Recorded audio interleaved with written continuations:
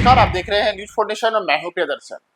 बिहार में पिछले लंबे अरसे से जिन आयोगों के गठन को लेकर के इंतजार चल रहा था, उसमें बिहार राज्य अल्पसंख्यक आयोग के गठन को मुख्यमंत्री नीतीश कुमार ने आज हरी झंडी दे दी और इसके साथ ही अपने नाराज मुस्लिम नेता को भी सेट कर दिया है। जी हाँ, मुख्यमंत्री नीतीश कुमार की पार्टी जदयू के वरिष्ठ नेता को इस बार अल्पसंख्यक आयोग का अध्यक्ष बनाया गया है और ये नेता वे हैं जिन्होंने पिछले कुछ समय के दौरान लगातार जदयू के द्वारा जो कुछ फैसले लिए गए थे, खास करके जो वक्फ बोर्ड को लेकर के जो निर्णय आया था, उस वक्फ विधेयक को लेकर जब जदयू ने केंद्र सरकार के साथ होकर के और उस बिल का समर्थन किया था, तो इन नेता ने अपनी नाराजगी सीधे सीधे पार्टी नेतृत्व के प्रति बयां की थी और अब उन्हीं नेता को नीतीश कुमार ने एक तरीके से सेट करते हुए अल्पसंख्यक आयोग का अध्यक्ष बनाया है। दरअसल हम जिन नेता की बात कर रहे हैं, इनका नाम है गुलाम रसूल बलियाबी और गुलाम रसूल बलियाबी को लेकर के पिछले लंबे अरसे से ये बातें सामने आ रही थी कि वे मुख्यमंत्री नीतीश कुमार और उनकी जो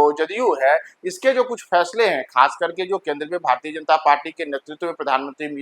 नरेंद्र मोदी के नेतृत्व में जो सरकार चल रही है और उनके द्वारा जो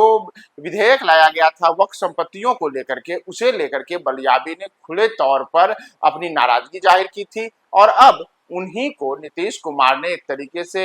खुश करने के मकसद से अल्पसंख्यक आयोग का अध्यक्ष बनाया है। तो दरअसल आज जो अल्पसंख्यक आयोग का बिहार में गठन किया गया है, अगर उस पर आप नजर डालेंगे तो बिहार राज्य अल्पसंख्यक आयोग के अध्यक्ष की जिम्मेदारी जहां सीएम नीतीश ने अपने वरिष्ठ नेता गुलाम रसूल बलियाबी को दी है,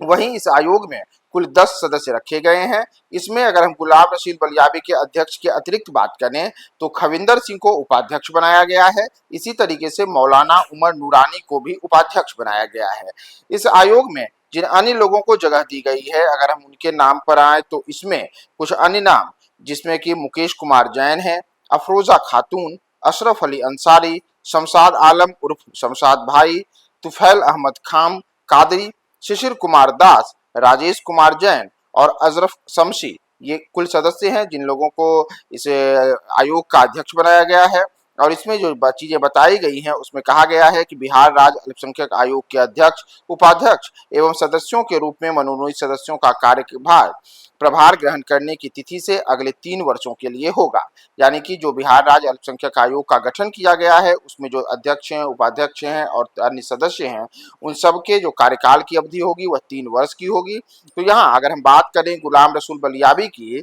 तो गुलाम रसूल बलियाबी के बारे में जैसा मैंने आपको बताया कि वक्फ बिल को लेकर के उन्होंने अपनी पार्टी जदयू से अलग भावनाएं प्रकट की थी और हाल ही में उन्होंने एदारे शरीफ के नायब के तौर पर खुद को कहा था कि इस बिल की वे खिलाफत पहले भी कर चुके हैं और अभी भी करते हैं। उन्होंने बाकायदा मीडिया के सामने आकर के कहा था कि वे जदयू के नेता हैं, लेकिन वे पार्टी में रहेंगे या नहीं रहेंगे इसका फैसला तो बाद में होगा। फिलहाल बातें यह है कि नीतीश कुमार ने मुसलमानों के लिए भले ही बहुत सारे काम किए हैं, लेकिन जो